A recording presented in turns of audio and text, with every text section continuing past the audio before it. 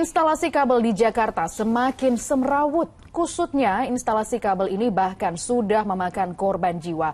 Lantas bagaimana ya pembenahan kabel kusut di Jakarta ini? Apakah memang pemerintah Provinsi DKI Jakarta menangani permasalahan kabel kusut ini dengan serius? Kami hadirkan diskusi bersama Skolastika Sylvia.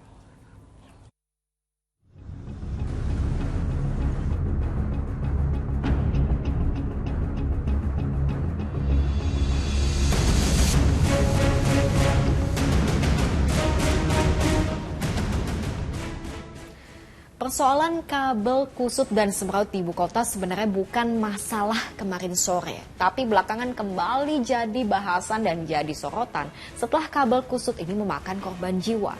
Gimana sih pembenahannya selama ini? Kita diskusi.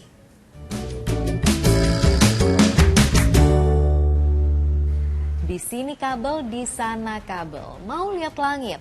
Terhalang kabel, mau jalan di trotoar, hati-hati bisa jadi tersangkut kabel. Nggak berlebihan, belakangan kondisi kabel kusut di Jakarta ini makin menjadi-jadi, makin bikin was-was warganya. Apalagi setelah ada 2 kasus kecelakaan, yang satu menewaskan, yang satu lagi membuat korbannya terluka parah. Lewat tulisan tangan dalam sepucuk surat, mahasiswa semester akhir ini mengungkap kondisinya yang sedang tidak baik-baik saja. Area tenggorokan saya mengalami kerusakan parah yang mengakibatkan rusaknya saluran makan dan saluran pernapasan saya. Akibatnya menelan air ludah pun saya tidak bisa lakukan. Sehingga setiap 2 menit sekali saya harus mengeluarkan air liur saya dan setiap kali saya ingin tidur, saya harus menyedot air liur beserta lendir yang masuk ke saluran pernapasan saya dengan menggunakan mesin sedot. Sampai saat ini bahkan sudah 7 bulan, belum ada kejelasan pertanggungjawaban perusahaan penyedia kabel optik. Orang tua korban datang ke Polda Metro Jaya. Saya harapkan data dan fakta ini kita bicarakan, duduk bersama, kepala dingin, turunkan arogansi, turunkan itu egoisnya, baru kita bisa bicara planning ke depan anak saya, bagaimana pengobatannya, kemana. Dan sampai saya dianggap merampok ataupun memeras beliau-beliau. Tidak, saya orang kecil. Tapi saya juga tidak ingin beliau datang dengan menghina saya dengan uang sejumlah itu. Sedih dan sakit hati saya. Ada juga kasus tewasnya pengemudi ojek online di Palmerah, Jakarta Barat yang di depannya terhalang kabel melintang.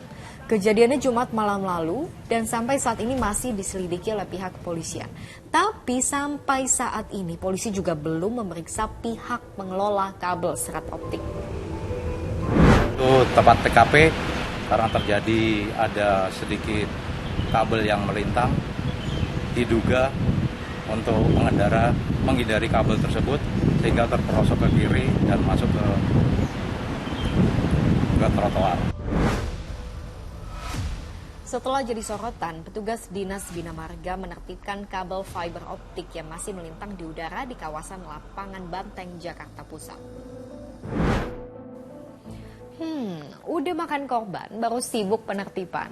Sebenarnya nggak juga, karena ternyata pembenahan kabel kusut di Jakarta ini sudah digencarkan oleh Dinas Bina Marga sejak tahun 2019 lalu.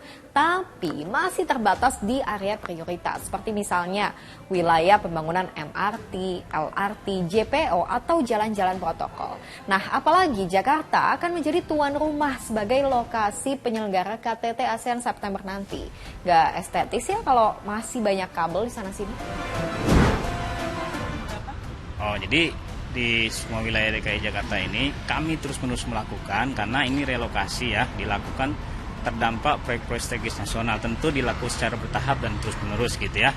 Ada proyek nanti ke depan mungkin ada penataan stasiun, penataan sudetan, atau kalau dinas SDA itu pembangunan waduk gitu. Semua proyek yang berada proyek strategis nasional ya atau proyek strategis Provinsi DKI Jakarta kami kawal dan kami lakukan relokasi jaring prioritas sekaligus penataan supaya Jakarta menjadi lebih indah, lebih tertata rapi. Memang di DKI Jakarta ini memang lagi digencar-gencarin ini kabel-kabel udara turun ke bawah. Ya, dari Abjatel kita mendukung, asal kita disiapkan yang di bawahnya itu yang aman. Memang selama ini kabel-kabel udara ini kagak ada izin memang. Cuma kan ini juga buat masyarakat, internet itu kan memang sudah kebutuhan ya Mbak ya, udah kebutuhan. Jadi kita dengan Dinas Bina Marga DKI Jakarta ini kita kolaborasi lah, bareng-bareng kita menurunkan, membuat kota Jakarta ini indah dilihat. Pertanyaan lainnya, emang gimana sih aturan pemasangan kabel saat ini? Aturan yang berlaku ya, mulai dari Perda 8 tahun 1999 tentang jaringan utilitas, kemudian sudah ada Pergub 106 2019 tentang pedoman pelaksanaan penyelenggaraan jaringan utilitas. Secara teknis memang masih diizinkan pemasangan kabel tadi di atas, ya, sehingga dengan demikian pihak pengelola sekarang itu baru meminta izin untuk pemasangan, tetapi tidak ada restribusi daerah, apalagi biaya pemeliharaan dan pengawasan di lapangan. Nah, di sini nih masalahnya. Aturannya sampai saat ini masih belum mendukung. Sejauh ini baru diajukan rancangan perda yang nantinya bisa mewajibkan para penyedia jaringan utilitas untuk memindahkan kabel-kabel yang masih di atas pindah ke bawah tanah, dan kalau tidak dilakukan bisa disanksi. Tapi lagi-lagi ya, ini masih rancangan. Kalau udah ada payung hukum, maka pemerintah bisa menindak. Siapa yang tidak mau memindahkan, baru bisa dilakukan pemotongan misalnya, pemotongan kabel gitu ya. Atau menindak perusahaan yang lalai tadi untuk diberikan sanksi pencabutan izin usaha misalnya ya.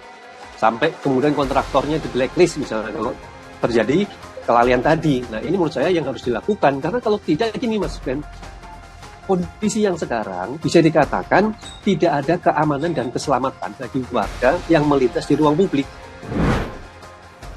Gak ada payung hukumnya. Mungkin itu juga yang membuat penanganan masalah kabel kusut di Jakarta ini gak tuntas-tuntas, padahal udah bertahun-tahun.